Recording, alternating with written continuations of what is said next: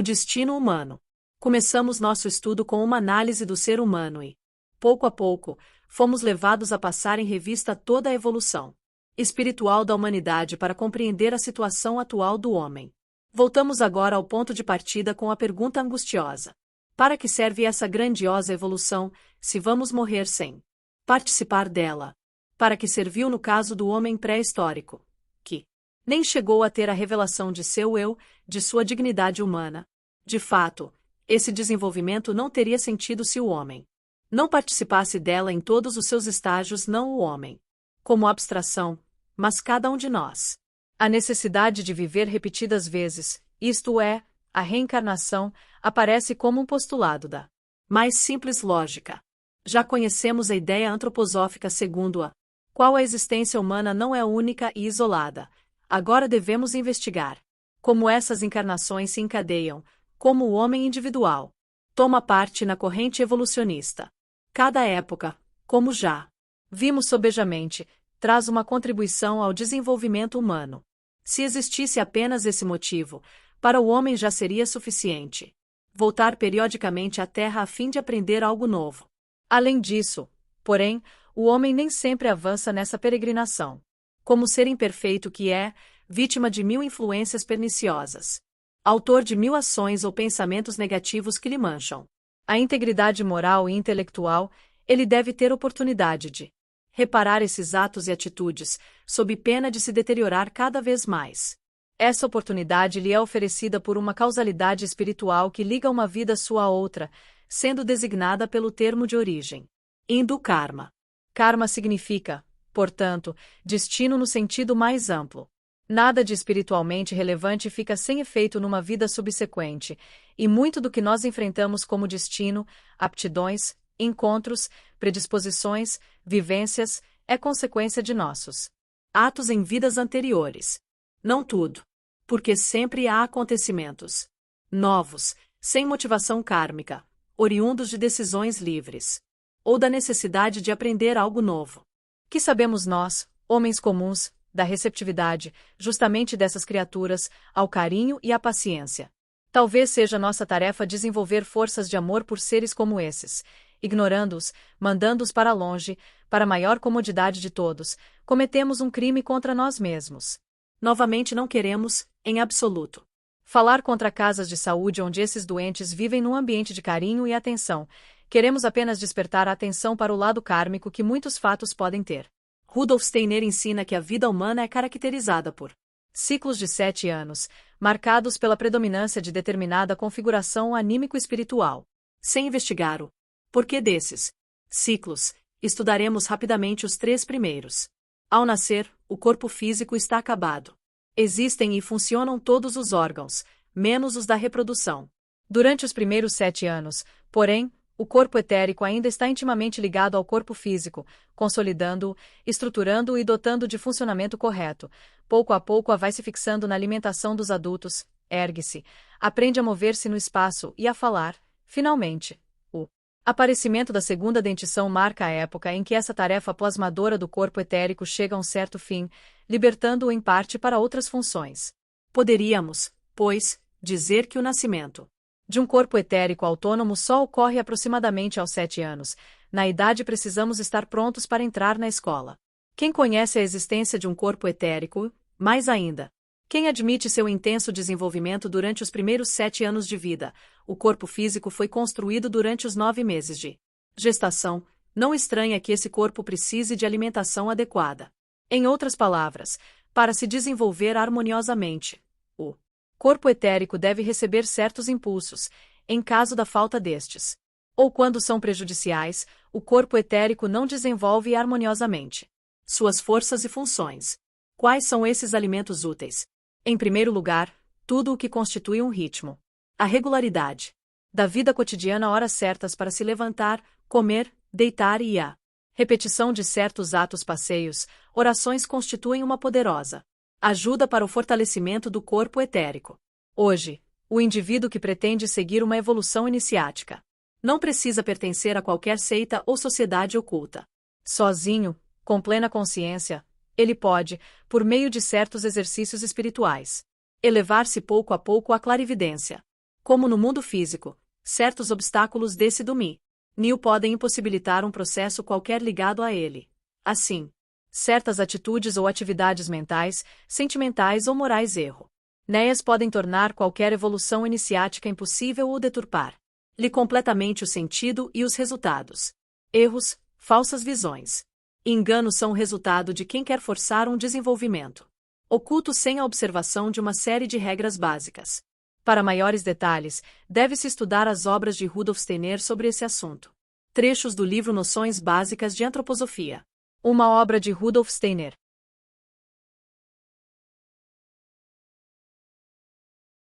A antroposofia é ciência.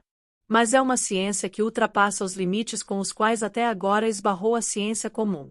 Ela procede cientificamente pela observação, descrição e interpretação dos fatos. E é mais que uma teoria, um edifício de afirmações. Com efeito, ela admite e reconhece todas as descobertas das ciências naturais comuns, embora as complete e interprete com suas descobertas. Sobretudo tem feito, em todos os domínios da vida prática, muitas contribuições e inovações concretas e positivas, o que constitui a verdadeira pedra de toque de seus princípios. Parece, pois, que nos seres orgânicos existe algo além da pura substância, subtraindo à matéria as leis inerentes à sua própria natureza. No momento da morte, esse algo deixa de existir, ou pelo menos de atuar. O corpo morto passa a ser um cadáver. E, como tal, sua substância volta a obedecer exclusivamente às leis do mundo inorgânico. O organismo se decompõe, perdendo sua forma e estrutura específicas e retornando ao reino do pó da terra. Assim como o corpo físico é constituído de substâncias físicas, o etérico extrai sua substância de um plano etérico geral. Temos de empregar este termo substância, embora estejamos conscientes de que em domínios não físicos não se deva, a rigor, empregar termos buscados no plano sensorial. Mas nossa linguagem é elaborada para as coisas deste mundo, e não há palavras apropriadas para exprimir exatamente o sentido e a essência de fenômenos de outros planos. A ciência espiritual, porém, nos revela que o homem possui, além dos sentidos físicos, sentidos superiores que lhe possibilitam observar fenômenos de planos mais elevados. O que a antroposofia acrescenta de novo é uma descoberta de suma importância. Todos os fenômenos aludidos são ligados à existência de um veículo que não existe nas plantas, mas que está presente nos animais. É esse veículo que permite ao animal ter sensações, simpatias e antipatias, instintos e paixões. No homem ele torna possível toda a gama emocional, desde o instinto mais primitivo até os sentimentos mais nobres e sublimes. Rudolf Steiner deu-lhe o nome de corpo astral. Esse corpo astral é superior ao corpo etérico, dominando-o. Ele provoca no corpo físico e no corpo etérico a especialização de funções, que se traduz pelos órgãos ocos. A presença do eu faz o homem. Dessa presença os corpos inferiores recebem suas feições e funções diferentes das que existem nos animais e nas plantas. Assim, por exemplo, o pensar e a memória estão ligados ao corpo etérico, o qual, na planta, serve exclusivamente a tornar possível a vida. Não é ele que pensa, mas, por exemplo, constitui para a memória o meio onde se guardam as experiências passadas. Da mesma maneira, o cérebro é imprescindível para o pensar, mas naturalmente não é o cérebro que pensa, ele serve ao homem apenas como veículo físico para o pensar. O mineral, a planta e o animal são criações. O homem é criação e criador. Criado por forças exteriores a ele, libertou-se dessas forças criadoras, tornando-se autônomo e criador. Ele continua a obra da criação. Como pensador, filósofo ou artista, acrescenta ao mundo algo de novo. Sua liberdade está em oposição ao determinismo inelutável que domina os reinos inferiores. Por meio do eu, o homem pode dominar e purificar seus sentimentos, instintos e paixões. O espírito é, de certa forma, um adversário daquilo que, em nós, é meramente anímico. Toda a ética tem sua razão de ser nesse antagonismo. Mais adiante veremos que o princípio da evolução reina em Toda a existência, embora de maneira bem diversa da imaginada pelo darwinismo e outras escolas biohistóricas. O homem nem sempre foi homem, e futuramente deverá alcançar estados superiores ao meramente humano. O homem se desenvolve não somente pela aquisição de novos conhecimentos e técnicas. Ele evolui sobretudo pelo aperfeiçoamento de suas faculdades anímicas, mentais e morais.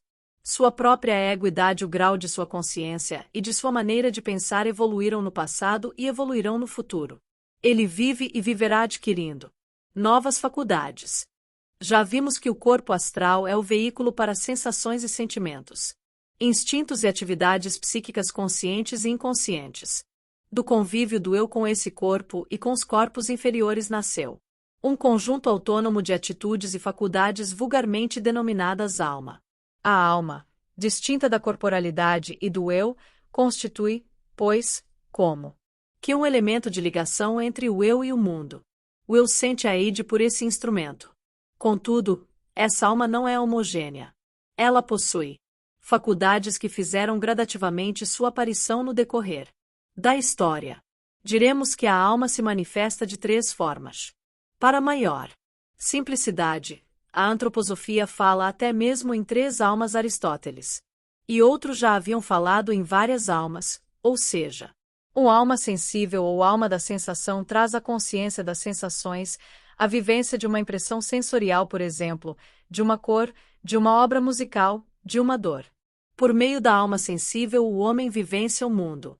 2. Alma do intelecto ou do sentimento, por seu intermédio o homem formula pensamentos, põe em ordem as sensações recebidas, compreende o mundo, constrói o universo interno de representações mentais, de pensamentos e de ideias. A abstração e o pensar conceitual são resultados da existência dessa alma do intelecto. Ciência e filosofia são seus frutos. 3. Alma consciente ou alma da consciência traz ao homem a consciência dos conteúdos não materiais do mundo das ideias e de sua própria individualidade, bem como o choque entre seu ego e o mundo. Ele se sente distanciado, abandonado. Em consequência, sofre por seu isolamento, duvidando de tudo e não se dando mais por satisfeito com explicações fornecidas pela alma racional.